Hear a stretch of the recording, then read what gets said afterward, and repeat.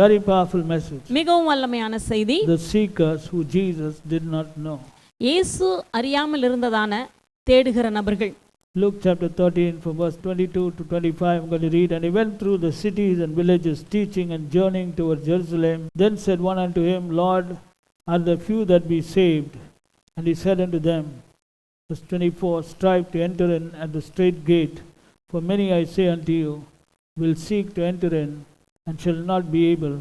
Well, once the master of the house is risen up and has shut the door, and he began to stand outside and to knock at the door, saying, Lord, Lord, open unto us.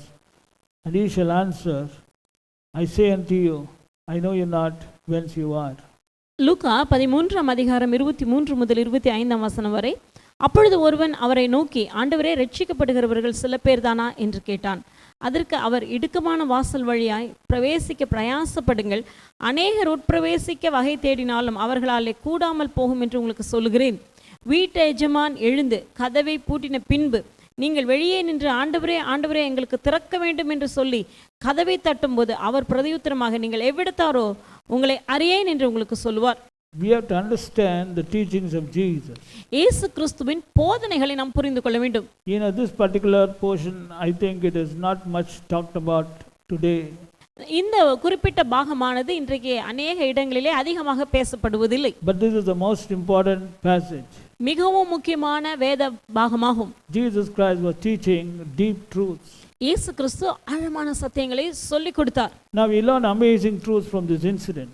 இந்த சம்பவத்திலிருந்து மிக அருமையான உண்மைகளை நாம் கற்றுக்கொள்கிறோம். And this incident has to be taken very, very seriously. இந்த சம்பவத்தை நாம் வெகு ஜாக்கிரதையாக கவனமாக கவனிக்க வேண்டிய ஒன்று. The Bible says that Jesus went about the villages teaching.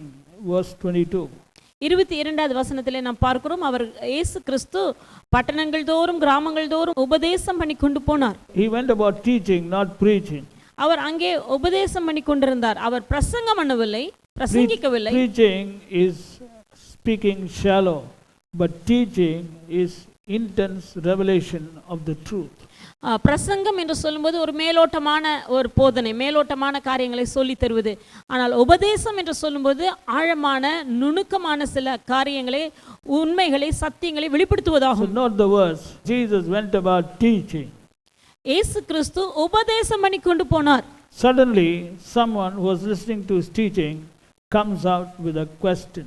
அந்த போதனைகளை கேட்டதான நபரில் ஒருவருக்கு திடீரென ஒரு கேள்வி வந்தது. அந்த கேள்வியை இயேசுவினிடத்தில் கேட்டார். He was very curious because he was listening to the teaching of Jesus. அவருக்கு அதிக உணர்வு வந்து விட்டது. இயேசு கிறிஸ்து என்ன சொல்கிறார் என்பதை புரிந்து கொள்வதற்காக இயேசுவினிடத்தில் ஒரு கேள்வி கேட்டார். He was not very clear what Jesus was teaching. இயேசு கிறிஸ்து போதித்ததான காரியங்களை அவரால் புரிந்து கொள்ள முடியவில்லை. And Luke the apostle deemed it fit that it should be written in the gospel.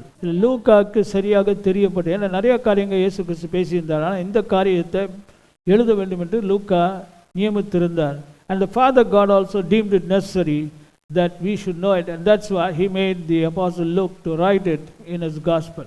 பிதாவாகிய தேவனும் இந்த பாகமானது வேதத்தில் சொல்லப்பட வேண்டும் என்பது சரியாக தெரிந்தபடினாலே இந்த வேதாகமத்தில் இந்த காரியம் குறிப்பிடப்பட்டுள்ளது. Verse 23. 23வது வசனம். What was the question he asked? அவர் கேட்ட கேள்வி என்ன? Then said one unto him, Lord, are the few that be saved?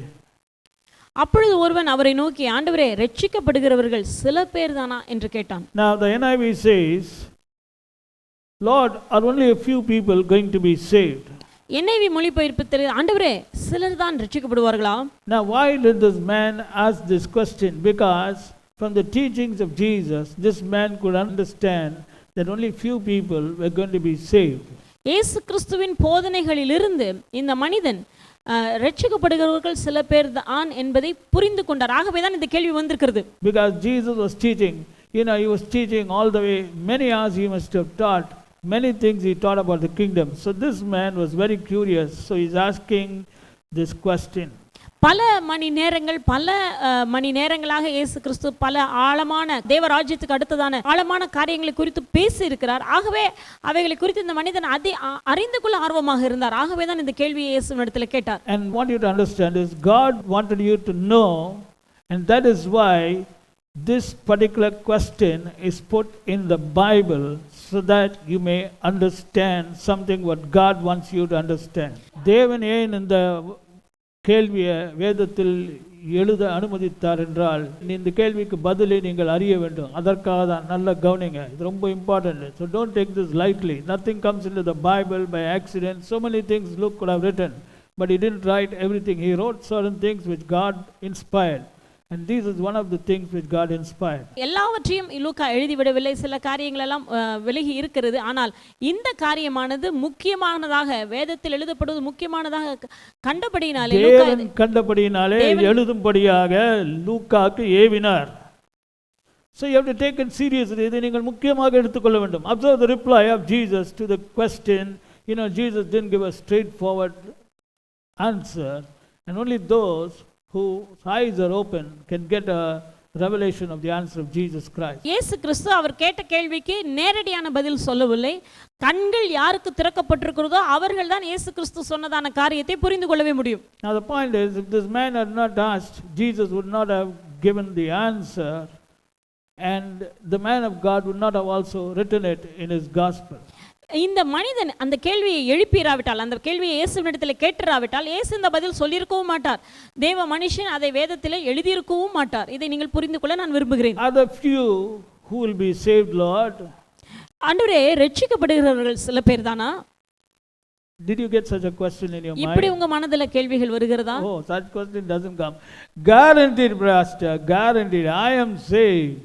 இல்ல பாஸ்டர், இது எனக்கு உறுதியா தெரியும், நான் ரட்சிக்கப்பட்டு விட்டேன் பாஸ்டர், ஆகவே நிச்சயமாக நான் ரட்சிக்கப்படுவேன், ஆகவே எனக்கு இதெல்லாம் மனசுல வரதே இல்ல. Who said you are not saved? You are saved only, brother. யார் சொன்னது நீங்கள் ரட்சிக்கப்படவில்லை என்று? யார் சொன்னது நீங்கள் ரட்சிக்கப்பட்டவர்கள் தான்? Saved. So listen to this message, because this message is for the saved only, not for the unsaved. இந்த செய்தியானது ரட்சிக்கப்பட்டவர்களுக்கு தான், இது ரட்சிக்கப்படாதவர்களுக்கு அல்ல. ஆகவே இந்த செய்தியை கவனமாய் கேளுங்கள். When Jesus was asked the question whether few will be saved, he gives the reply, verse 24. Strive to enter in at the straight gate, for many, I say unto you, will seek to enter in and shall not be able.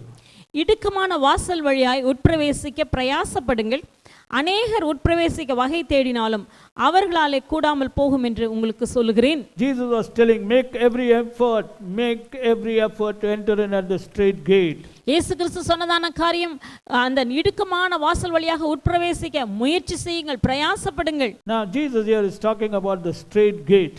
இந்த இடத்திலே இயேசு கிறிஸ்து இடுக்கமான வாசலை குறித்து பேசுகிறார். He had also talked about the straight gate earlier in Matthew 7 and verse 13, where he says, enter in at the straight gate. மத்தேயு 7ஆம் அதிகாரம் 13ஆவது வசனத்துல அங்கேயும் இயேசு கிறிஸ்து சொல்லியிருக்கிறார், இடுக்கமான வாசல் வழியாக உட்பிரவேசியுங்கள். See, straight gate is a gate where we are supposed to enter. இந்த இடுக்கமான வாசல் வழியாக தான் நாம் உட்பிரவேசிக்க வேண்டும். And that's why Jesus advising us, enter in at the straight gate. ஆகவே தான் இயேசு சொல்கிறார், இடுக்கமான வாசல் வழியாய் உட்பிரவேசியுங்கள். So those who hear about this message of Jesus, entering at the straight gate, will seek to enter the straight gate, and some will strive. இடுக்கமான வாசல் வழியாய் பிரவேசிங்கள் என்ற சத்தியத்தை அறிந்தவர்கள் அதற்குள்ளாக பிரவேசிப்பதற்காக தேடுவார்கள், இல்லாட்டி வகை தேடுவார்கள். ஆனால் சிலர் பிரயாசப்படுவார்கள். புரிஞ்சுட்டீங்களா?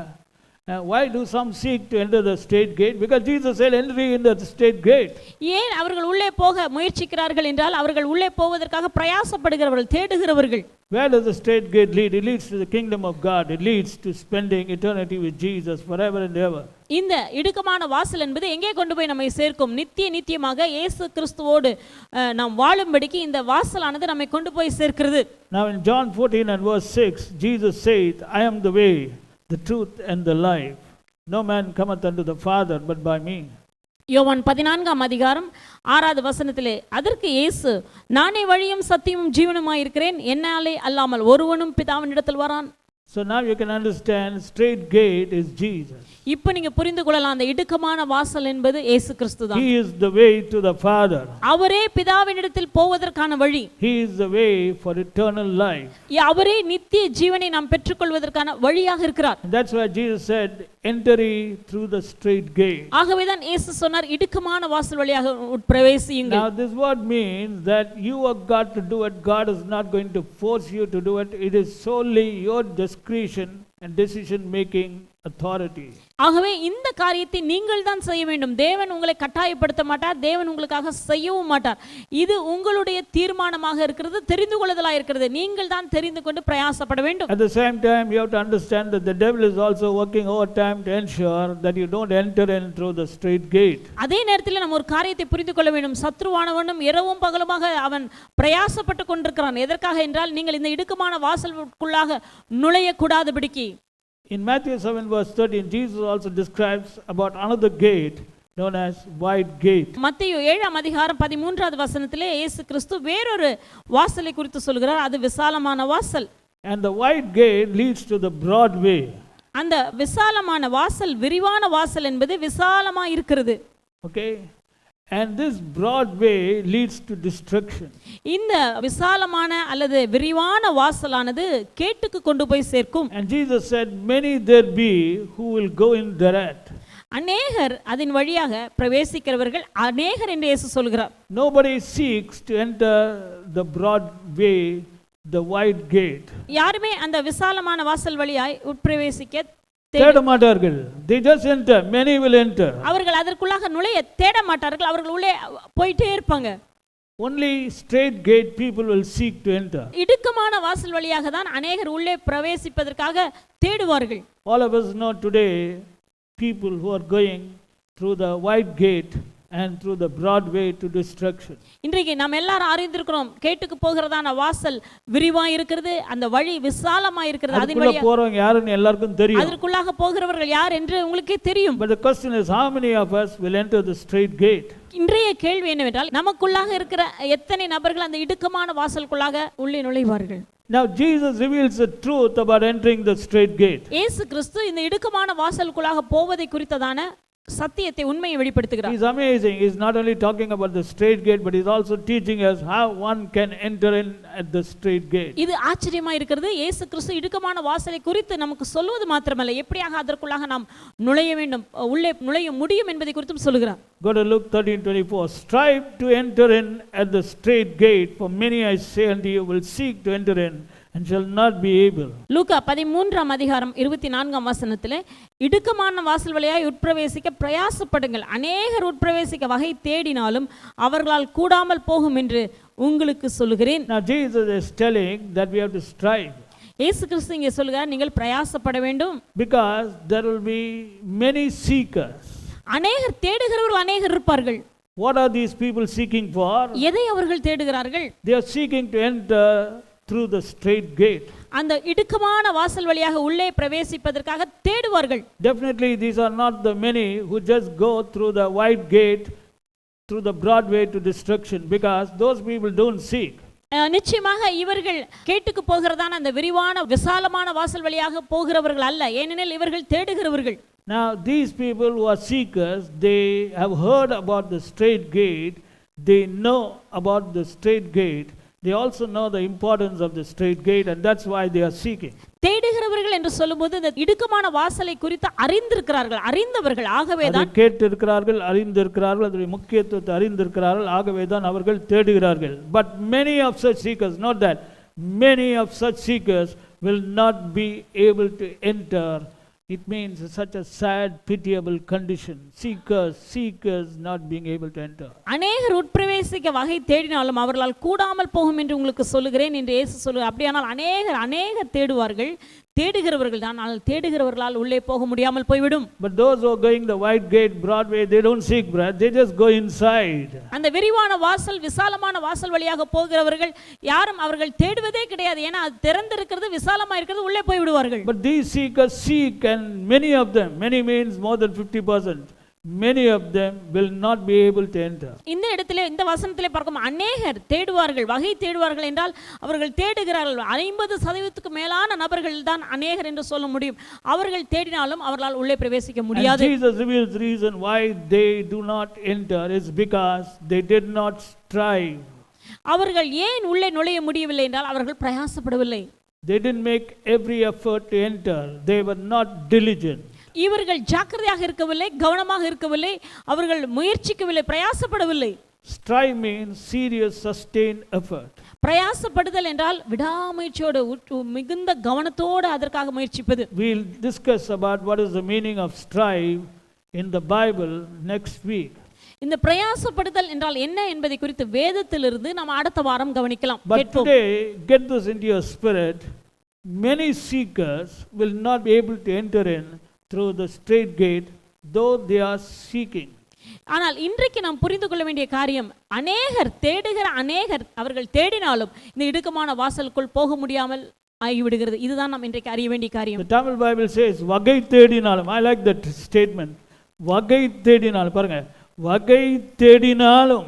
The Tamil Bible, English Bible says only they sought for it, but the Tamil Bibles வகைனா different methodsல தேடினாலும் அவர்களால் கூடாமல் போயிட்டு. I think that's got more emphasis. So this is the first truth which you have to keep in mind. In the end times when Jesus comes, you'll know about that.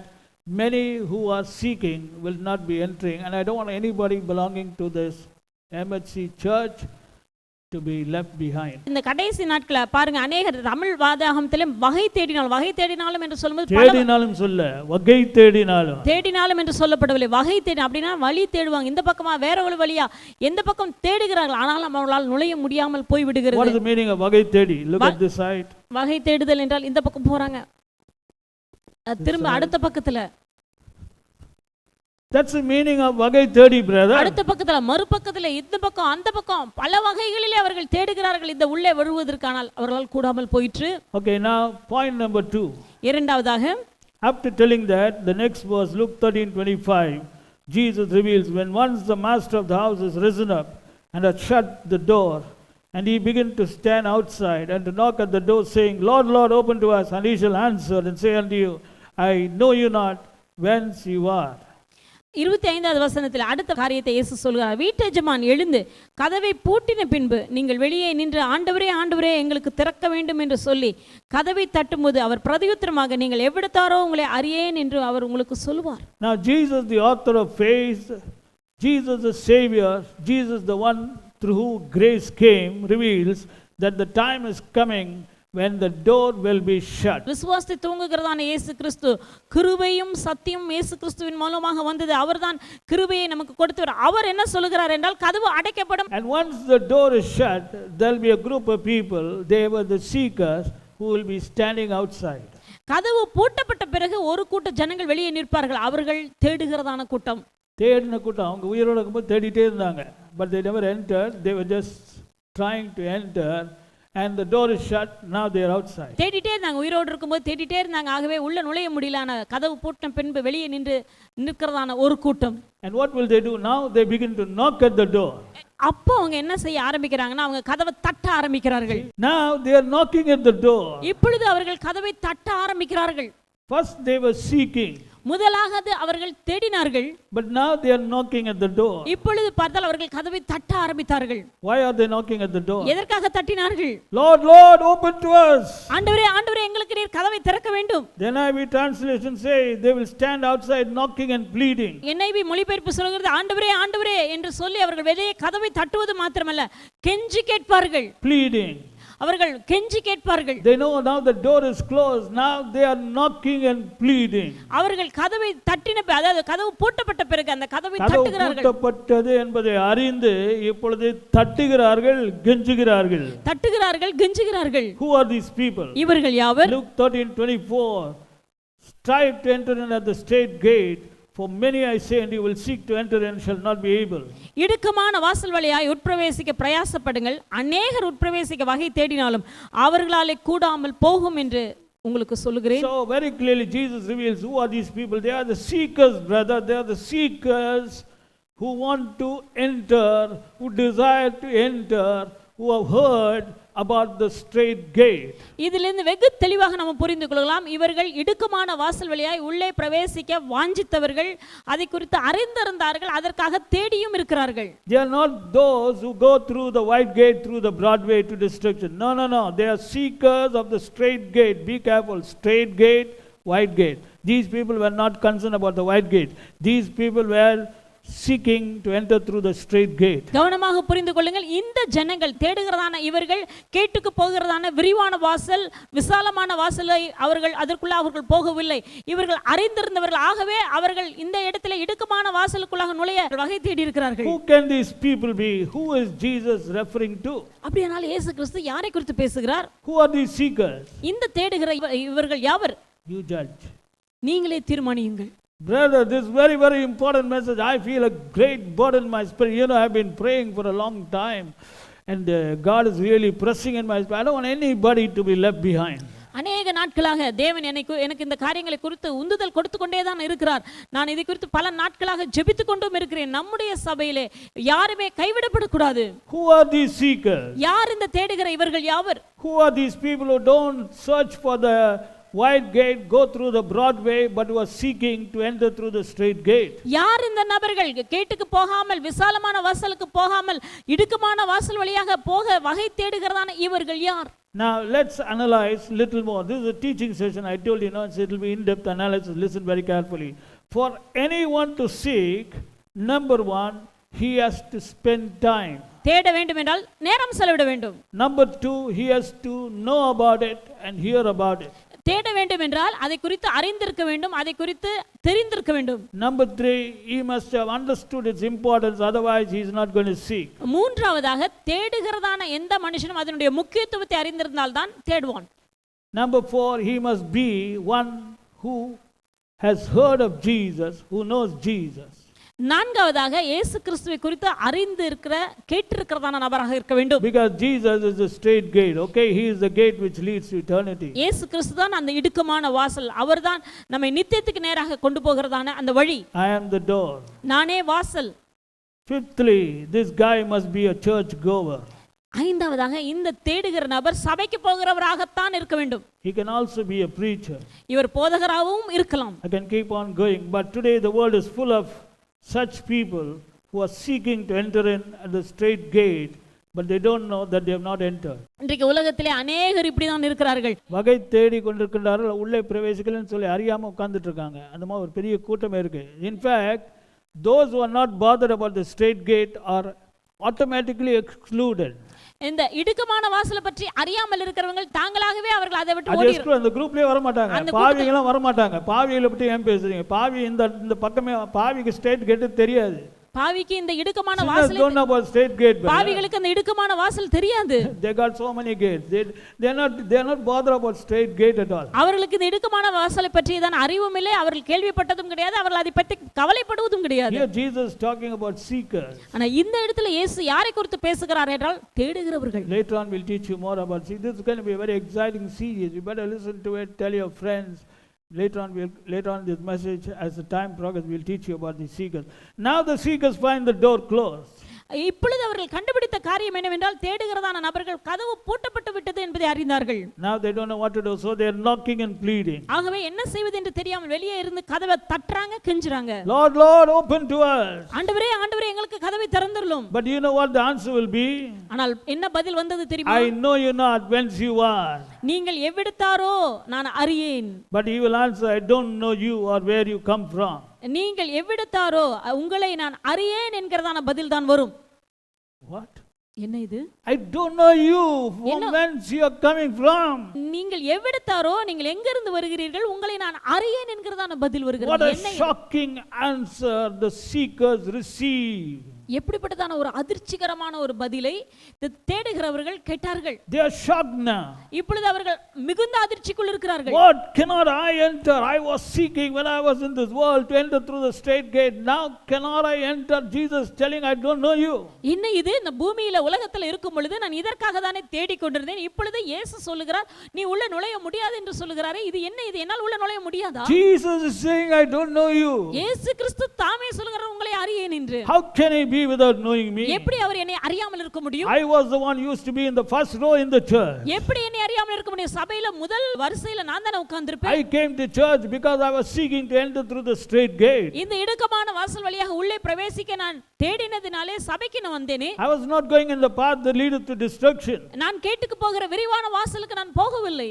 In fact, I was seeker and I used to tell others about the straight gate. நான் தேடுகிறவனாக இருந்தது மாத்திரமல்ல, மற்றவர்களுக்கு இந்த இடுக்கமான வாசலை குறித்து சொல்லி இருக்கிறேனே. I was the group leader of many seekers. பல தேடுகிறவர்களுடைய கூட்டத்திலே நான் தலைவராகவும் இருந்து நான் நடத்தி இருக்கிறேன். Maybe Jesus has forgotten who I am. ஒருவேளை இயேசு மறந்திருக்க கூடும், நான் யார் என்று மறந்திருக்க கூடும். Now let me remind him of who I am. நான் யார் என்பதை இயேசுவுக்கு நான் நினைவுபடுத்துகிறேன். Maybe he may change his mind and allow entry to me. ஒருவேளை ஆண்டவர் அதை கேட்டு மனதை மாற்றி கதவை திறந்து என்னை உள்ளே போக அனுமதிப்பார். So the seekers do something else which is found in Luke 13 and verse 26.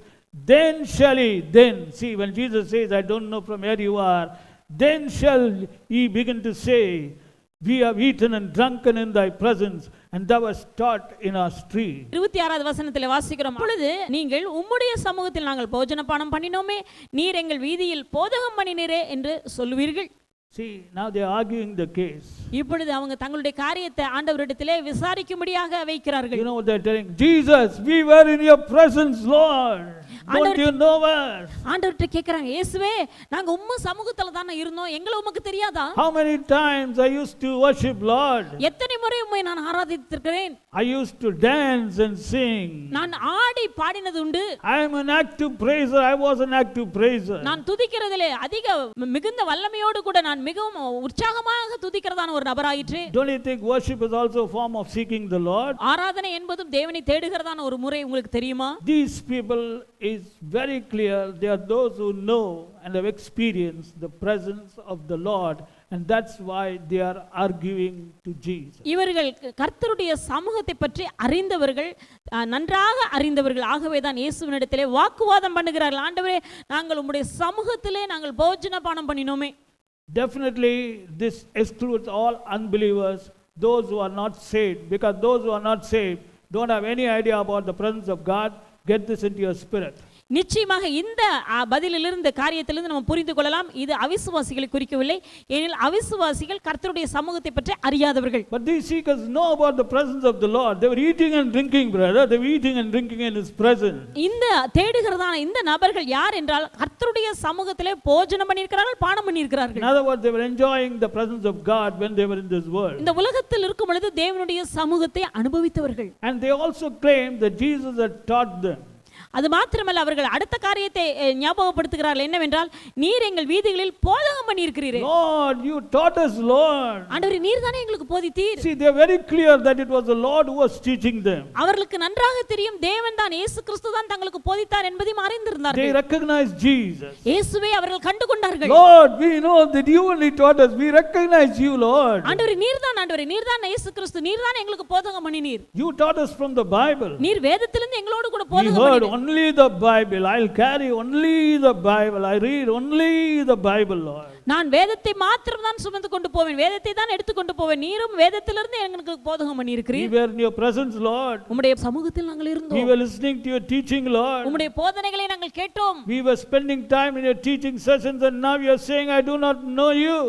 நீங்கள் போதகம் பண்ணுகிற இடத்திலேயே நாங்கள் இருந்திருக்கிறோமே ஆண்டவரே, இப்பொழுது எங்களை தெரியாது என்று சொல்கிறீரே. Lord, what is this, Lord? என்ன ஆண்டவரே இது? Now my question is, this should not happen to any of our church believers. இன்றைக்கு என்னுடைய கேள்வி என்ன தெரியுமா? இந்த மாதிரியான ஒரு சம்பவம் நம்முடைய சபையில் இருக்கிற ஒருவருக்கு நடக்க கூடாது. Speaking with a burden. இதை நான் என்னுடைய உள்ளத்தில் உள்ள பாரத்தோடு பேசிக் கொண்டிருக்கிறேன். Please take this seriously. ஜாக்கிரதையாக இந்த காரியத்தை எடுத்துக்கொள்ளுங்கள். Otherwise you may be facing the antichrist. இல்லாவிட்டால் நீங்கள் அந்தி கிறிஸ்துவை எதிர்நோக்க வேண்டியதா இருக்கும். Who do you think these people can be?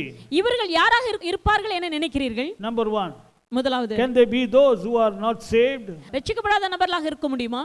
Can they be those who never sought for Jesus? இயேசுவை தேடாத நபர்களாக இருக்க முடியுமா? Because these people sought, brother. இவர்கள் தேடி இருக்கிறார்கள். வகை தேடி இருக்காங்க. வழி தேடி இருக்காங்க. வகை தேடி இருக்காங்க. வகை தேடி இருக்காங்க. Number 2, can these people who have no idea about the presence of the Lord? இவர்கள் தேவனுடைய சமூகத்தை பற்றி அறிவே இல்லாத நபர்களா? Number 3, can these be people who have never heard the teachings of Jesus? அல்லது நான்காவதாக இவர்கள் இயேசு கிறிஸ்துவின் போதனையை பற்றி அறியாத நபர்களா? Who are these people? அப்படியானால் இவர்கள் யார்? They are people who come to church. இவர்கள் சபைக்கு வருகிறவர்கள் தான். These are people who are saved, brother. இவர்கள் தான் ரட்சிக்கப்பட்டவர்கள். It's up to you to decide. நீங்களே தீர்மானியுங்கள். If you say no, continue. இல்லை என்று சொல்வீர்களானால் இப்படியே போக வேண்டியதுதான். But one thing, get it into your spirit. ஒரு காரியத்தை உங்களுடைய இருதயத்தில் புரிந்து கொள்ளுங்கள். Many seekers who had an experience of the presence of the Lord, who are taught by the Lord, Jesus will say, I know you not, after the door is closed. அநேகர் தேடுகிறவர்கள் கர்த்தருடைய சமூகத்தை அனுபவித்தவர்கள் இந்த பூமியிலே இயேசு கிறிஸ்துவின் போதனைகளை கேட்டதான அவர்களுக்கு கதவு அடைக்கப்படும். Now the problem here is these people when they were in this world they never understood the truth. அதற்கு காரணம் என்ன தெரியுமா? இந்த பூமியில் இருக்கும் பொழுது இவர்கள் சத்தியத்தை புரிந்து கொள்ளவில்லை. They didn't know they were deceived. தாங்கள் ஏமாந்து போய் கொண்டிருக்கிறதை அறியாமல் வாழ்ந்தவர்கள். They didn't even know who was directing them, who was the pastor, or who was the evangelist, who was the teacher. Somebody was directing them. They didn't have any idea who was directing them. தங்களை நடத்துவது யார் என்றே அவர்கள் தெரியாமல் இருந்தார்கள். போதகர் யார், மேய்ப்பர் யார், சுவிசேஷகர் யார், இதை பற்றியதான அறிவெல்லாம் இல்லாமல் வாழ்கிறவர்கள். They were so confident that it was the Lord who was leading. தங்களை தேவன் தான் நடத்துகிறார் என்று உறுதியாக இருந்திருக்கிறார்கள். Just because somebody preaches from the Bible, do not blindly follow, brother. வேதத்திலிருந்து யாரோ எடுத்து பிரசங்கம் பண்றாங்கன்றதனால குருட்டுத்தனமாக பின்பற்றாதீர்கள். Be like the Bereans. They searched the scriptures to find out whether it was so. பெரிய தேசத்து ஜனங்களை போல இருங்கள். வேத வாக்கியங்களில் இப்படி இருக்கிறதா என்று வாக்கியங்களை அவர்கள் ஆராய்ந்து பார்த்தவர்கள். Today many listen to YouTube sermons and then they click and share, and they share I don't know what messages. Maybe according to you it is right, but is it the truth which is being spoken? இன்றைக்கு அநேக யூடியூப்ல வருகிறதான செய்திகள் எல்லாம் கேட்டு அதை click பண்ணி share பண்ணி அதெல்லாம் செய்றாங்க. ஆனா உண்மையாகவே அது வேதத்தில் இருக்கிறதா அதை சற்று ஆராய்ந்து பாருங்கள். Okay, because everybody takes from the word only. எல்லாரும் வாசனத்துல தான் இன்னைக்கு பேசுறாங்க. For believers, then what else to be adapted? Only the word can be given. விசுவாசிகளிடத்துல வேற எப்படி பேச முடியும்? வார்த்தையின் மூலமாக தான். Devil cannot speak from outside the word. வார்த்தை விட்டு வெளியே ஒரு காரியத்தை கொண்டு சாத்தான் Otherwise you won't accept, no. நீங்க ஏற்றுக்க மாட்டீங்களே. If you have to accept, you have to be spoken from the word. நீங்க ஏற்றுக்கொள்ள வேண்டுமானால் வார்த்தையிலிருந்து பேசினால் தானே ஏற்றுக்கொள்வீர்கள். Even Jesus Christ, the devil used the word only. இயேசு கிறிஸ்துவினிடத்தில் கூட பிசாசானவன் வார்த்தையை கொண்டு பேசினான். He said it is written. எழுதப்பட்டிருக்கிறதே. See, devil knows what word to give to who. யாருக்கு எப்படிப்பட்ட வார்த்தைகளை கொடுக்க வேண்டும் என்பது சாத்தானுக்கு நன்றாக தெரியும். That is why you need to grow in the knowledge of our Lord and Savior Jesus Christ. ஆகவே தான் நாம் கர்த்தராகிய இயேசு கிறிஸ்துவை அறிகிற அறிவில் நாம் வளர வேண்டும். Now let's go more. Very interesting message, no? Luke 13:25. Initially when they said, Lord, open to us, he replied, I know you not whence you are. But when they argued, in verse 27, you know, look at what Jesus is saying. But he shall say, I tell you, I know you not whence you are. Depart from me, all ye workers of iniquity. முதல்ல 25வது வசனத்திலே ஆண்டவரே கதவை திறக்க வேண்டும் என்று அவர்கள் தட்டின போது அவர் சொன்னதான பதில் அதற்கு பிரதியுத்தரமாக நீங்கள் எவ்விடத்தாரோ உங்களை அறியேன் என்று சொன்னார். அதற்கு பிறகு அவர்கள் இந்த காரியங்கள் எல்லாம் வாக்குவாதம் பண்ணின பிறகு 27வது வசனத்திலே ஆண்டவர் என்ன பதில் சொல்றார் பாருங்க. ஆனாலும் அவர் நீங்கள் எவ்விடத்தாரோ உங்களை அறியேன், அக்கிரமக்காரராகி நீங்கள் எல்லாரும் என்னை விட்டு அகன்று போங்கள் என்று சொல்லுவார். See, first he said, I know you not. முதல்ல ஆண்டவர் என்ன சொன்னார்? உங்களை அறியேன் என்று தான் சொன்னார். But when they argued, look at what he's saying. He's saying, I know you not, and then he adds one more statement, depart from me. அடுத்த ஒரு வார்த்தை, அதாவது இவங்க வாக்குவாதம் பண்ணி ஞாபகப்படுத்தி சில காரியங்களை சொன்ன பிறகு அவர் என்ன சொல்கிறார்? உங்களை அறியேன் என்ற வார்த்தையும் சொல்லிவிட்டு நீங்கள் எல்லாரும் என்னை விட்டு அகன்று போங்கள் என்றார். All ye workers of iniquity. அக்கிரம செய்கைக்காரரே நீங்கள் எல்லாரும் என்னை விட்டு அகன்று போங்கள். Now that's very interesting. The same Jesus who today says in Matthew 11:28, come unto me all ye that labor, come unto me. He now says, depart from me. இப்பொழுது அது மிகவும் சுவாரஸ்யமாக இருக்கிறது. மத்தேயு 11:28 வசனத்திலே யாவரும் என்னிடத்தில் வாருங்கள் என்று சொல்லுகிற அதே இயேசு கிறிஸ்து இந்த வேளையிலே இப்படிப்பட்டதான் அந்த நாளிலே ஆண்டவர் என்ன சொல்லுவார்? என்னை விட்டு அகன்று போங்கள் என்பார். See, when the door is not closed, he'll say, come unto me all ye that labor, I will give you rest. But when the door is closed, the same Jesus will say, who said, come unto me, he'll say, depart from me all you seekers. Listen, not those who are not seeking. All you seekers who never enter through the straight gate, depart from me. அது வரைக்கும் கதவு பூட்டப்படுகிற வரைக்கும் யாவரையும் இயேசு கிறிஸ்து என்னிடத்தில் வாருங்கள் என்று அழைக்கிறார். ஆனால் கதவு பூட்டப்பட்ட பின்பு தேடுகிறவர்களுக்கு, யாருக்கு எப்படிப்பட்ட தேடுகிறவர்கள், வகை தேடுகிறதான் அவர்களுக்கு என்ன சொல்லுகிறார்? வகை தேடி உள்ள பிரவாசிக்காதவங்களுக்கு சொல்றாரு, என்னை விட்டு அகன்று போங்கள். Very interesting, no? Come unto me. Now he's saying, depart from me. என்னிடத்தில் வாருங்கள் என்று அழைக்கிற அதே இயேசு இந்த இடத்திலே என்ன சொல்லுகிறார்? இப்போது போன்றார். இப்போ என்ன சொல்றார்? நீ என்னை விட்டு போ, அகன்று போ. See, they heard the voice, come unto me, and came, and then they began to only seek. And now when the door is closed, the same Jesus is saying, depart from me. அவர்கள் அந்த சத்தத்தை கேட்டு என்னிடத்தில் வாருங்கள் என்கிற சத்தத்தை கேட்டு வந்தார்கள், வந்து வகை தேடினார்கள். ஆனா இப்ப ஆண்டவர் என்ன சொல்றாரு, நீ என்னை விட்டு அகன்று போங்க. கதவு மூடின பிறகு இப்போ வந்த பிறகு இப்போ போன்றாரு. கதவு மூடின பிறகு I know you not. உங்களை நான் Where அறியேன், you are. நீங்கள் எவ்விடத்தாரோ எனக்கு தெரியாது. That's why he's saying depart from me. ஆகவே சொல்ல என்னை விட்டு அகன்று போங்கள். See, I don't know you from where you are. நீங்க யார், எந்த இடத்தை சேர்ந்தவங்க எனக்கு தெரியாது. Lord, I belong to so and so church, Lord. ஆண்டவரே நான் இந்த சபைக்கு நான் போய் கொண்டிருந்த I நபர். was the pastor, Lord. ஆண்டவரே நான் இந்த சபைக்கு 1 million YouTube views, Lord. Every message 1 million YouTube views, Lord. ஆண்டவரே ஒவ்வொரு செய்திக்கு 1 மில்லியன் யூடியூப் வியூஸ் வந்திருக்கிறது ஆண்டவரே. I was a worship leader, Lord. நான் ஆராதனை தலைவனாக I இருந்தேன். was so and so in the ministry, Lord. ஊழியத்திலே நான் இந்த காரியத்தை செய்தேன். Only one reply: if you do not enter through the straight gate, I don't know you, depart from me. ஒரே ஒரு பதில் தான் ஆண்டவர் திரும்ப தருவார். அந்த இடுக்கமான வாசல் வழியாக நுழையாவிட்டால் ஒரே ஒரு பதில் தான், உங்களை நான் அறியேன், என்னை விட்டு அகன்று போங்கள். I think old lady who comes to the church, who sits down in the last row, nobody bothers about her. She is very poor. Nobody is even concerned about her. I think that lady, if she enters through the straight gate, is better than the person who's getting 1 million YouTube views and not entering through the straight gate. நான் நினைக்கிறேன் பின்னால கடைசில சபையில பாத்தீங்கன்னா கடைசில ஒரு பாட்டிமா வந்து உட்கார்ந்திருப்பாங்க. அவங்க ஏழையா இருக்கிறதுனால யாருமே அவங்களோட பேசியிருக்க மாட்டாங்க, மரியாதை கொடுத்திருக்க மாட்டாங்க, கண்டு கொண்டு இருக்க மாட்டாங்க. ஆனா அவங்க இந்த இடுக்கமான வாசல் வழியாக நுழைவது மேலா இருக்கும். ஏனெனில் பெரிய ஒரு நபராக இருந்து 1 மில்லியன் யூடியூப் வியூஸ் வந்து கூட இந்த இடுக்கமான வாசலுக்குள்ளாக நுழையாமல் போய்விடுவதை பார்க்கலாம். அப்படிப்பட்ட பாட்டியை போல இருந்து உள்ள நுழைவது மேலானதா இருக்கும். Now my question again, who are these seekers? என்னுடைய கேள்வி திரும்பவும் அதே கேள்வி தான், யார் இந்த தேடுகிறவர்கள் யார்? I don't want any of our church members to be these seekers. நம்முடைய சபையில் இருக்கிறதான யாரும் இப்படிப்பட்ட தேடுகிற நபர்களாக இருக்க கூடாது. No, that is not good. அப்படி இருக்கவே கூடாது, நல்லது இல்ல. That's why God is trying to make you think and warning you. ஆகவே தான் தேவன் உங்களை சிந்திக்க வைக்கிறார், உங்கள் சிந்தனையை தேவன் தூண்டுகிறார், சிந்தித்து நீங்கள் செயல்பட விரும்புகிறார். Hebrews 2:3 is a verse for the believers. How shall we escape if we neglect so great salvation? இவ்வளவு பெரிதான ரட்சிப்பை குறித்து நீங்கள் அசட்டையா இருப்பீர்களானால், அசதியா இருப்பீர்களானால் எப்படி நீங்கள் தப்பித்துக் கொள்வீர்கள்? How shall we? He's talking about those who are born again.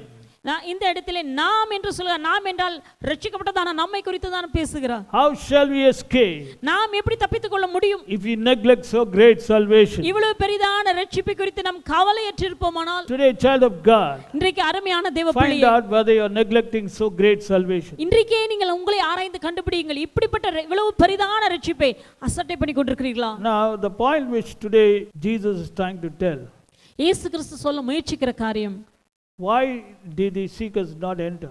ஏன் தேடுகிறவர்கள் உள்ளே நுழையவில்லை? Luke 13:24, they did not strive. லூக்கா 13:24 பார்க்கலாம், அவர்கள் பிரயாசப்படவில்லை. See, to enter the straight gate you need to strive. இந்த இடுக்கமான வாசல் வழியாக உள்ளே நீங்கள் பிரவேசிக்க வேண்டுமானால் பிரயாசப்பட வேண்டும். Not just seek. சும்மா தேடினா போதாது. Tamil Bible வகை தேடினாலும் வகை தேடினாலும் போதாது. வகை தேடி is more than seeking. வகை தேடுவது என்பது தேடுவதை விட சற்று கூட. That is not enough, my dear child. அருமையான தேவ பிள்ளையே, அது போதாது. I am not telling you are not a seeker. Definitely you are a seeker. நிச்சயமாக நான் சொல்லுகிறேன், நீங்க தேடவில்லை என்று சொல்ல முடியாது, நீங்க தேடுகிறவர்கள் தான். You are a seeker. நீங்கள் தேடுகிறவர்கள். But are you a striver? ஆனால் நீங்கள் பிரயாசப்படுகிறவர்களா? That will teach you. We continue this message later on. What is the meaning of striving? இந்த செய்தியை தொடர்ந்து நான் உங்களுக்கு போதிப்பேன். பிரயாசப்படுதல் என்றால் என்ன? Now Jesus also reveals next as to where these seekers will go. இந்த தேடுகிறவர்கள் எங்கே போவார்கள் அதையும் இயேசு கிறிஸ்து சொல்லியிருக்கிறார். Very sad, no, where the seekers will go. இவர்கள் தேடுகிறவர்கள் எங்கே போவார்கள் பாருங்க. Luke 13:28, there shall be weeping and gnashing of teeth when you shall see Abraham, Isaac and Jacob and all the prophets in the kingdom of God, and you yourselves thrust out. 28வது வசனம், நீங்கள் ஆபிரகாமையும் ஈசாக்கையும் யாக்கோபையும் சகல தீர்க்கதரிசிகளையும் தேவனுடைய ராஜ்யத்தில் இருக்கிறவர்களாகவும் உங்களையோ புறம்பே தள்ளப்பட்டவர்களாகவும் காணும்போது உங்களுக்கு அழுகையும் பற்கடிப்பும் அங்கே உண்டாயிருக்கும். Now Jesus revealing that seekers who did not enter through the straight gate will be entering a place where there will be weeping and gnashing of teeth. இயேசு கிறிஸ்து தெளிவாக சொல்லுகிறார், இந்த இடுக்கமான வாசல் வழியாக உட்பிரவேசிக்காதவர்கள் அவர்கள் எங்கே இருப்பார்கள்? அவர்கள் அழுகையும் பற்கடிப்பும் உண்டாயிருக்கிறதான இடத்தில் இருப்பார்கள். Now weeping and gnashing of teeth means it represents the sorrow and remorse and regret that unfaithful believers will experience. அழுகையும் பற்கடிப்பும் என்று சொல்லும்போது வேதனை, துயரம், நீங்காத வேதனைகள், இப்படிப்பட்டதான ஒரு இடத்தை அது குறிக்கிறது. Now all of us know what is the meaning of weeping. அழுகை என்றால் என்ன என்று உங்களுக்கே தெரியும். The Encarta World English Dictionary defines gnash as to grind your teeth together, especially in pain, anger or frustration. கோபத்தில் இல்லாவிட்டால் ஒரு வெறுப்பில் இல்லாவிட்டால் ஒரு பயங்கரமான துயரத்தில் பல்ல அப்படியே கடிச்சுக்குவாங்க பாருங்க, அதுதான் பற்கடிப்பு. அதுதான் அந்த வார்த்தை விவரிக்கிறது. Pain, anger or frustration. Frustration na what do you say in Tamil? Frustration, அதாவது ஒரு விரக்தி, அதாவது கிடைக்க ஒரு விரக்தி. ஐயோ இப்படி ஆயிடுச்சு, இப்படி ஆய் நடந்து விட்டதே என்றதான ஒரு விரக்தி. That's the meaning of gnash. அதுக்கு பெயர் தான் பற்கடிப்பு. So weeping and gnashing of teeth. அழுகையும் பற்கடிப்பும் உள்ளதான ஒரு இடம். Now let's find out more about this place. இந்த இடத்தை குறித்து நாம் இன்னும் சற்று பார்க்கலாம். Do you know the place where weeping and gnashing of teeth will be? உங்களுக்கு தெரியுமா அழுகையும் பற்கடிப்பும் இருக்கிறதான இடம் எது என்று உங்களுக்கு தெரியுமா? Okay, let's go more. How many of you are happy now? எத்தனை பேர் சந்தோஷமா இருக்கீங்க? Matthew 22 verse 13. மத்தேயு 22:13. Cast them into outer darkness, there shall be weeping and gnashing of teeth. அப்பொழுது many are called but few are chosen. இவனை கையும் காலுமாய் கட்டி கொண்டு போய் அழுகையும் பற்கடிப்பும் உண்டாயிருக்கிற புறம்பான இருளிலே போடுங்கள் என்றான். Now the Bible very clearly gives the place where weeping and gnashing of teeth, it's called as outer darkness. வெகு தெளிவாக வேதம் சொல்லுகிறது அழுகையும் பற்கடிப்பும் எங்கே இருக்கும் என்றால் புறம்பான இருள் இருக்கிற இடம்தான் அழுகையும் பற்கடிப்பும் இருக்கிறதான இடம். That's very sad, brother. Outer darkness. புறம்பான இருள். Who will enter there? அங்கே யார் போவார்கள்? Seekers who desire to enter through the straight gate. இந்த இடுக்கமான வாசல் வழியாக உள்ளே நுழைவதற்கு வகை தேடுகிறவர்கள் அங்கே இருப்பார்கள். They will be cast into outer darkness. அவர்கள் புறம்பான இருளிலே தள்ளப்பட்டவர்களாய் இருப்பார்கள். Go to Matthew 24 verse 51. And shall cut him asunder and appoint him as portion with the hypocrites. There shall be weeping and gnashing of teeth. மத்தேயு 24:51. அப்பொழுது அவனை கடினமாய் தண்டித்து மாயக்காரரோட அவனுக்கு பங்கை நியமிப்பான், அங்கே அழுகையும் பற்கடிப்பும் உண்டாயிருக்கும். The Bible very clearly says the place where weeping and gnashing of teeth takes place. Number 1 is the place of outer darkness. Number 2 is a place where the hypocrites will be. வேதம் வெகு தெளிவாக சொல்லுகிறது அழுகையும் பற்கடிப்பும் எங்கே உண்டாயிருக்கும் என்றால் முதலாவது புறம்பான இருள் இருக்கிற இடத்திலே அழுகையும் பற்கடிப்பும் உண்டாயிருக்கும். இரண்டாவதாக மாயக்காரர்கள் இருக்கிறதான இடத்திலே அழுகையும் பற்கடிப்பும் உண்டாயிருக்கும். In this world they were seeking but they didn't know, they never entered. இந்த உலகத்தில் இருக்கும் பொழுது அவர்கள் தேடினார்கள், ஆனால் அறியாததினாலே உள்ளே நுழையவில்லை. They thought everything is over. The moment they are saved, born again, everything is over. I am righteousness of God. I am a son of God. I am a heir of God. I have received dash and dash. I have authority over all demons. Dash, dash, dash. You know, like the Laodicean church. I am rich and increased with goods. I have no need of anything. That's how they were living. இந்த உலகத்தில் இருக்கும்போது அவர்கள் மிகுந்த உற்சாகமாக அவ்வளவுதான், எல்லாம் முடிந்து விட்டது, நான் ரட்சிக்கப்பட்டு விட்டேன், நான் தேவநீதியாக இருக்கிறேன், தேவ பிள்ளையாக இருக்கிறேன், எனக்கு அதிகாரம் இருக்கிறது, சத்ருவின் மேல் அதிகாரம், ஆளுகை இருக்கிறது, இப்படியாக சொல்லி லவோதிக்கேயா சபையை போல நான் திரவிய சமணன் என்றும் ஐஸ்வர்யவான் என்றும் நான் எனக்கு ஒரு குறைவும் இல்லை என்றும் எண்ணினதான நபர்கள். Who are these people who say I am rich and increased with goods and have no need of? It's a church, brother, Laodicean church. Who do you think? They are seekers. யார் என்று நினைக்கிறீர்கள்? சபைதான், Laodicea சபைதான். அதுதான் வேதம் சொல்லுகிறது நான் ஐஸ்வர்யவான் என்றும் திரவிய சமணன் என்றும் எனக்கு ஒரு குறைவும் இல்லை என்று சொன்னதான Laodicea சபைதான். See, I'm just giving the example Laodicean church, but later on we'll show you from the Bible who are these people. இந்த லவோதிக்கேயா சபையை நான் ஒரு உதாரணமாக தான் வேதத்திலிருந்து சொல்லுகிறேனே அல்லாமல் அவர்கள் யார் என்பதை குறித்து நான் பிறகு உங்களுக்கு சொல்வேன். Now the point is the expectations of these seekers were belied. இவர்களுடைய எதிர்பார்ப்புகள் கிடைக்காமல் போய்விட்டது. They had been living in deception all the time that they lived in earth. இந்த பூமியிலே வாழ்ந்த நாட்களெல்லாம் ஏமாந்து போய் வஞ்சிக்கப்பட்டு வாழ்ந்து விட்டார்கள். They had gathered to themselves teachers by, as described Apostle Paul, who turned their eyes away, ears away from the truth to fables.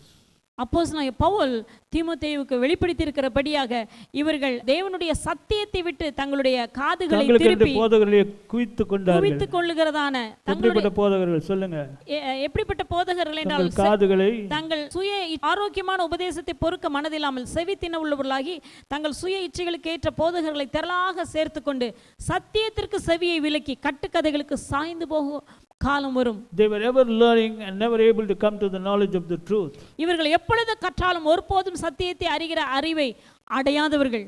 They thought seeking was just enough. அவர்கள் நினைத்ததெல்லாம் தேடினால் போதும், அது போதும். I am seeking. நான் தேடுகிறேன். Brother, I am seeking to enter the straight gate. Don't you think I am a good believer? நான் அந்த இடுக்கமான வாசல் வழியாக உள்ளே பிரவேசிக்க தானே நானும் தேடுகிறேன். நான் நல்ல ஒரு விசுவாசி அல்லவா? They were confident that they will spend eternity with the Lord. அவர்கள் மிகவும் உறுதியாயிருந்தார்கள். இந்த பூமியில் இருக்கும் பொழுது நித்திய காலத்தை இயேசுவோடு கழிக்க போகிறதாக எண்ணிக்கொண்டு நம்பிக்கொண்டிருந்தார்கள். Today thinking is not enough. It is time that you understand the words of Peter, where he says in 2 Peter chapter 1 verse 10, make your calling and election sure. இன்றைக்கு நாம் சிந்திப்பது இப்படி எண்ணிக்கொண்டிருந்தால் போதாது, அது போதவே போதாது. 2 பேதுரு 1 அதிகாரம் 10வது வசனத்தில் அவர் சொல்லுகிறார், உங்களுடைய அழைப்பையும் தெரிந்து கொள்வதையும் உறுதிப்படுத்த ஜாக்கிரதையாயிருங்கள், ஜாக்கிரதையாயிருங்கள். Make your calling and election sure. உங்களுடைய அழைப்பையும் உங்களுடைய தெரிந்து கொள்வதையும் உறுதிப்படுத்துங்கள். You know, the point about these people is, I don't know what Bible they read, but they never understood the teachings of Apostle Paul. Let's go to the teaching. 2 Timothy 4 verse 3 verse 4. For the time will come and they will not endure sound doctrine, but after their own lust shall heap themselves teachers having itching ears. And these teachers shall turn away the ears from the truth and shall be turned unto fables. 2 தீமோத்தேயு 4 அதிகாரம் 3வது 4வது வசனங்கள். ஏனென்றால் அவர்கள் ஆரோக்கியமான உபதேசத்தை பொறுக்க மனதில்லாமல் செவித்தின உள்ளவர்களாகி தங்கள் சுய இச்சைகளுக்கேற்ற போதகர்களை தங்களுக்கு திரளாக சேர்த்து கொண்டு சத்தியத்துக்கு செவியை விலக்கி கட்டுக்கதைகளுக்கு சாய்ந்து போகும் காலம் வரும். Now, where do you think these people can be found? இந்த ஜனங்கள் எங்கே இருப்பார்கள் என நினைக்கிறீர்கள்? Inside the church or outside the church? இவர்கள் சபைக்குள் இருப்பார்களா, சபைக்கு வெளியே இருப்பார்களா? Are they among believers or are they among unbelievers? இவர்கள் விசுவாசிகளுக்குள் இருக்கிறார்களா அல்லது அவிசுவாசிகளின் கூட்டத்தில் இருக்கிறார்களா? Tell me. நீங்களே சொல்லுங்க. You tell me, who are these people? யார் இந்த நபர்கள்? Are you one of them? நீங்களும் அதில் ஒருவரா? I don't say one of them, but I'm just asking you a question. Are you one of them? நீங்களும் ஒருத்தர் நான் சொல்லவே இல்லை, ஆனா நீங்களும் ஒருத்தரா அப்படி கேள்விதான் கேட்கிறேன். Now the interesting part is in Jeremiah 3 and verse 15, God says, I will give you pastures according to my own heart. But in 2 Timothy chapter 4 verse 1, the Bible says, the people themselves will heap to themselves teachers having itching ears. மிகவும் சுவாரஸ்யமான காரியம் என்ன தெரியுமா? எரேமியா 3 அதிகாரம் 15வது வசனத்திலே தேவன் சொல்கிறார், நான் என் இருதயத்துக்கு ஏற்ற, அதாவது தேவன் தன்னுடைய இருதயத்துக்கு ஏற்றதான மேய்ப்பர்களை நான் தருவேன் என்று ஆண்டவர் சொல்லியிருக்கிறார். ஆனால் 2 தீமோத்தேயு 4 அதிகாரம் 2வது வசனத்திலே 3வது வசனத்திலே என்ன சொல்லப்பட்டிருக்கிறது என்றால், அவர்கள் தங்கள் இருதயத்திற்கு ஏற்ற திரளான மேய்ப்பர்களை அவர்கள் சேர்த்துக் கொள்வார்கள். See, God says, I will give according to my own heart.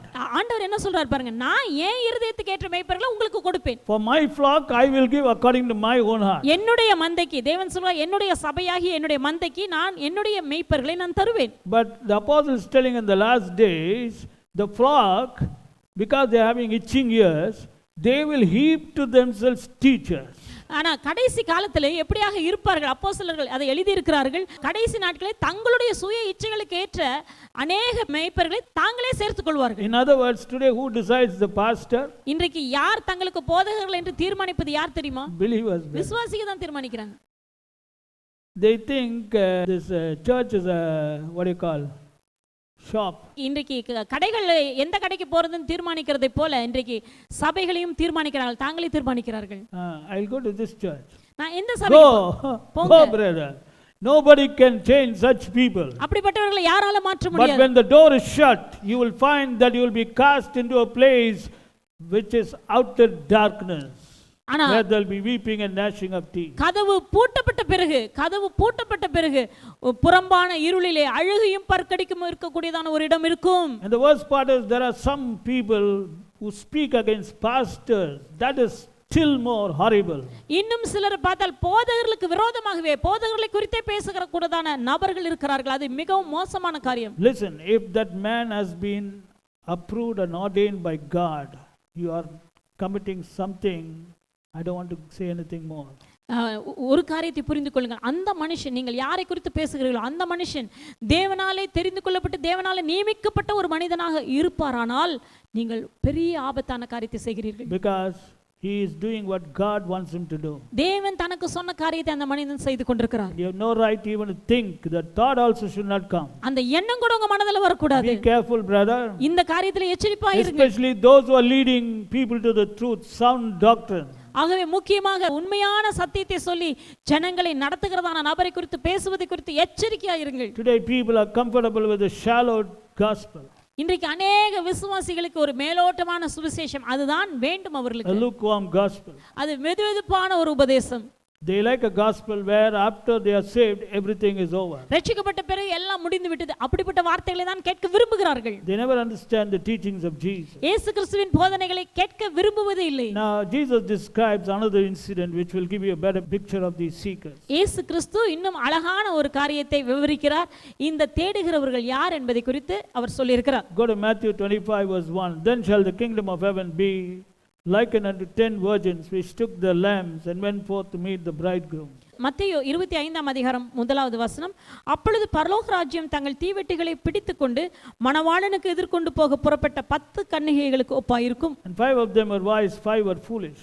அதில் 5 பேர் புத்தி உள்ளவர்கள், 5 பேர் புத்தி இல்லாதவர்கள். Now look at this. Here we find 5 wise virgins, 5 foolish virgins.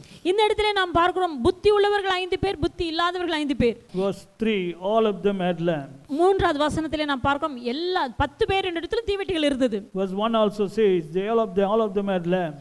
எல்லாரும் தீவெட்டிகளை வைத்திருந்தார்கள். Because without taking a lamp you cannot go and meet the bridegroom. ஏனெனில் தீவெட்டிகளை எடுத்துக்கொள்ளாமல், அதை பிடிக்காமல், தீவெட்டியை பிடிக்காமல் மணவாளனை சந்திக்க போகவே முடியாது. See verse 1, they took the lamps and went forth to meet the bridegroom.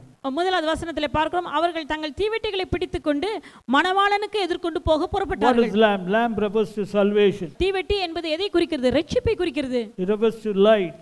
வெளிச்சத்தை குறிக்கிறது. People of the world don't have lamp. Those who are not saved, they don't have lamp. உலகத்தில் இருக்கிறதான ஜனங்கள், ரட்சிக்கப்படாத நபர்களிடத்திலே வெளிச்சம் இல்லை, அவர்களிடத்தில் தீவெட்டி இல்லை. Now what did these people desire? இவர்களுடைய விருப்பம் என்ன? All the 10 virgins desired to see the bridegroom. இந்த 10 பேர் வாஞ்சித்த காரியம் என்னவென்றால் மணவாளனை சந்திக்க வேண்டும். They wanted to meet the bridegroom. மணவாளனை போய் சந்திக்க வேண்டும். And the Bible says the lamp also had oil in it. அது மாத்திரமல்ல அவர்களுடைய தீவெட்டிகளில் எண்ணெயும் இருந்திருக்கிறது. Now oil refers to the anointing. அபிஷேகம், எண்ணெய் என்பது அபிஷேகத்தை குறிக்கிறது. Now my question is, are these people seekers or not seekers? என்னுடைய கேள்வி, இவர்கள் தேடுகிறவர்களா அல்லது தேடாதவர்களா? They had light, they have oil. அவர்களிடத்தில் தீவெட்டி இருந்தது, எண்ணெயும் இருந்தது. Now you can understand Luke 13:26. Then shall he begin to say, we have eaten and drunken in thy presence. And லூக்கா 13:26 வசனத்திலே பார்க்கிறோம், அப்பொழுது நீர் எங்கள் வீதிகளில் போதகம் பண்ணினீரே, உம்முடைய சமூகத்தில் நாங்கள் போஜனம் பானம் பண்ணினோமே. see, they had the oil, they had experience of the oil, they were in the presence of God. அவர்கள் அந்த எண்ணெயை அனுபவித்திருக்கிறார்கள், அப்படியானால் கர்த்தருடைய சமூகத்தை அனுபவித்தவர்கள். So Matthew 25, Luke 13:26, in both cases you will find presence is there, anointing oil is there. இரண்டு சம்பவத்திலும், இரண்டு காரியத்திலும், மத்தேயு 25ஆம் அதிகாரம் மற்றும் லூக்கா 13ஆம் அதிகாரம் இரண்டு இடத்திலும் இந்த சம்பவத்தில் எண்ணெய் எண்ணெய் என்று சொல்லப்பட்டிருக்கிறது. எண்ணெய் என்பது அபிஷேகத்தை குறிக்கிறது. But the point is, in Matthew 25 and verse 12, the bridegroom says, I don't know you. அதில் நாம் அறிய வேண்டிய காரியம் என்னவென்றால் மத்தேயு 25:12 அந்த மணவாளன் அவர்களை பார்த்து உங்களை அறியேன் என்று, Verily I say unto you, I don't know you. மெய்யாகவே சொல்லுகிறேன் உங்களை நான் அறியேன். The same I don't know you he said to those seekers who didn't enter through the straight gate in Luke chapter 13 and verse 25 and 27. அதே பதில் தான் லூக்கா 13ஆம் அதிகாரம் 25-27 வசனங்களிலே உங்களை அறியேன் என்று சொன்ன அதே வார்த்தையை, தேடுகிறவர்களுக்கு உங்களை அறியேன் என்று சொன்ன அதே வார்த்தையை மத்தேயு 25:12 இயேசு கிறிஸ்து சொல்லியிருக்கிறார். In Matthew 25 verse 11, afterwards came also the other virgins saying, Lord, Lord, open to us. 11ஆம் வசனத்தில் வாசிக்கிறோம் மத்தேயு 25:11 பின்பு மற்ற கன்னிகைகளும் வந்து ஆண்டவரே ஆண்டவரே எங்களுக்கு நீர் கதவை திறக்க வேண்டும் என்று கேட்டார்கள். In Luke 13:25-27, 2 times he says, I don't know you. In Matthew 25 verse 12, 1 time he says, I don't know you. லூக்கா 13ஆம் அதிகாரம் 25-27 ஆகிய இரண்டு வசனங்களை உங்களை அறியேன் என்று இரண்டு முறையாக சொன்னார். மத்தேயு 25:12 வசனத்திலே ஒரு முறை சொல்கிறார் உங்களை அறியேன் என்று. Because when they argued, he told one more time. First he says, I don't know. When they argued, again he says, I don't know you. And then he gives the explanation in Luke 13:27. லூக்கா 13:27 முதலாவது அவர்களை அறியேன் என்று சொல்கிறார், இரண்டாவது அவர்கள் வாக்குவாதம் பண்ணின பிறகு உங்களை அறியேன் என்று 26வது வசனத்தில் சொல்லி அது வியாக்கியானத்தையும் கொடுக்கிறார், வெளிப்பாடும் தரார், வெளிப்பாடையும் தருகிறார், ஏன் என்று விளக்கத்தையும் தருகிறார். Now the very clearly simple, that's the point I want to ask you. Who are these 5 foolish virgins? திரும்பமாக அதே கேள்வியை தான் உங்களிடத்தில் நான் கேட்கிறேன். 5 புத்தி இல்லாத Who கன்னிகைகள் are they? அவர்கள் யார்? Were they seekers or not seekers? இவர்கள் தேடினவர்களா தேடாதவர்களா? Are these people today found in churches or not found? இப்படிப்பட்டவர்கள் இன்றைக்கு சபைக்குள்ளாக இருக்கிறார்களா வெளியே இருக்கிறார்களா? I want to ask you a question. Did you go out to meet the bridegroom? நீங்கள் மணவாளனை சந்திப்பதற்கு போகிறீர்களா? போனீங்களா? Of course. நிச்சயமாக. All of us are waiting for the bridegroom, brother. நம்ம எல்லாரும் மணவாளனுக்காக எதிர்நோக்கி காத்து கொண்டிருக்கிறோம். Even the 5 foolish virgins desired to meet the bridegroom. அந்த 5 புத்தி இல்லாத கன்னிகைகளும் வாஞ்சித்தார்கள், ஆசைப்பட்டார்கள் மணவாளனை சந்திக்க வேண்டும் என்று. But when the door is shut, the master says, I don't know you. ஆனால் கதவு பூட்டப்பட்ட பிறகு எஜமானன் சொன்னதான வார்த்தை, உங்களை அறியேன் என்று சொல்லிவிட்டார். The foolishness of these people, the ignorance of these people blocked their entry. அவர்களுடைய மதியினம், அவர்களுடைய முட்டாள்தனம், புத்தி இல்லாததான தன்மையானது அவர்களை உள்ளே நுழைய முடியாதபடிக்கு தடுத்து விட்டது. And Jesus also reveals who will enter. Luke 13:29, and they shall come from the east and from the west and from the north and from the south and shall sit down in the kingdom of God. யார் உள்ளே நுழைவார்கள்? அதையும் வசனத்திலே இயேசு கிறிஸ்து தெளிவாக சொல்லுகிறார். லூக்கா 13ஆம் அதிகாரம் 29வது வசனம், கிழக்கிலும் மேற்கிலும் வடக்கிலும் தெற்கிலும் இருந்து ஜனங்கள் வந்து தேவனுடைய ராஜ்யத்தில் பந்தி இருப்பார்கள். See very clearly, that means from the entire world, from the east and from the north and from the south and from the west, people will come. They will enter. Those who enter through the straight gate will come and sit in the kingdom of God. அப்படியானால் கிழக்கிலிருந்தும் மேற்கிலிருந்தும் வடக்கிலிருந்தும் தெற்கிலிருந்தும் அநேக ஜனங்கள் இருந்து ஜனங்கள் வந்து கர்த்தருடைய அதாவது அந்த இடுக்கமான வாசல் வழியாக உள்ளே நுழைந்து கர்த்தருடைய ராஜ்யத்தில் பந்தி இருப்பார்கள். Very clearly it's speaking about Gentiles. வெகு தெளிவாக இது புறஜாதிகளை குறித்து சொல்லுகிறது. So Gentiles will be entering. புறஜாதியார் உள்ளே நுழைவார்கள். But even among the Gentiles, those who don't strive but only seek, they will be left behind. புறஜாதியாராக இருந்தாலும் அவர்களுக்குள்ளாகவும் தேடுகிறவர்கள் அல்ல, உண்மையாக பிரயாசப்படுகிறவர்கள் மாத்திரமே நுழைவார்கள். It's not the question of having a lamb, it's not the question of the lamb being burned, lamb burning. தீவெட்டியை கையில வச்சிருப்பது பெரிதல்ல, தீவெட்டி எரிந்து கொண்டிருப்பது முக்கியமல்ல. See, go to Matthew 25 verse 8, and the foolish said, give us of your oil, for our lamps are gone out. Another translation says, for our lamps are going out. புத்தி இல்லாதவர்கள் புத்தி உள்ளவர்களை பார்த்து, உங்கள் எண்ணெயில் எங்களுக்கும் கொஞ்சம் கொடுங்கள், எங்கள் தீவெட்டிகள் அணைந்து போகிறதே. அடுத்த ஒரு மொழிபெயர்ப்பில் பார்க்கிறோம், அணைந்து போகிறதே. அணைந்து போகிறதே. பாத்தீங்களா? That means when the Lord was coming, at that time it was going out. நாம் அறிய வேண்டிய முக்கியமான காரியம், கர்த்தராகிய இயேசு கிறிஸ்து திரும்ப வருகிறதான மணவாளன் வரும் பொழுது அந்த தீவெட்டி மணவாளன் வருகிற நேரத்துல பாத்தீங்கன்னா going out. அப்படியே அணையுது அணையுது அணையுது அணையுது. Go to Revelation chapter 3 verse 1. வெளிப்படுத்தல் 3:1. And unto the angel of church in Sardis write, these things saith he that hath the 7 spirits of God and the 7 stars. I know thy works, that thou hast a name, that thou livest but art dead. Sardis சபையின் தூதனுக்கு நீ எழுத வேண்டியது என்னவெனில், தேவனுடைய 7 ஆவிகளையும் 7 நட்சத்திரங்களும் உடையவர் சொல்லுகிறதாவது, உன் கிரியைகளை அறிந்திருக்கிறேன், நீ உயிருள்ளவன் என்று பெயர் கொண்டிருந்தும் செத்தவனாய் இருக்கிறாய். Now this church has got a name. Everybody, oh, this church is a living church, but God says you are dead. இந்த சபைக்கு ஒரு பெயர் இருக்குது. என்ன பெயர்? உயிருள்ள சபை என்கிறதான பெயர். ஆனா ஆண்டவர் என்ன சொல்கிறார்? நீ செத்தவனாய் இருக்கிறாய். See, you have a name. உனக்கு பெயர் தான் இருக்குது. 1 million views, people easily YouTube. You have got a name now. 1 million, 2 million, 10 million views. 1 million. But actually you are dead. 2 million 10 million views எல்லாம் இருக்கு யூடியூப்ல. ஆனா உண்மையிலே பார்த்தால் அது செத்து போன சபையாக இருக்கிறது. But actually when you see verse 2, be watchful and strengthen the things which remain that are ready to die. ஆகவே நீ விழித்துக்கொண்டு சாகிறதற்கு ஏதுவாய் இருக்கிறவைகளை ஸ்திரப்படுத்து. That means it is not fully dead, but yet in the sight of God it's dead.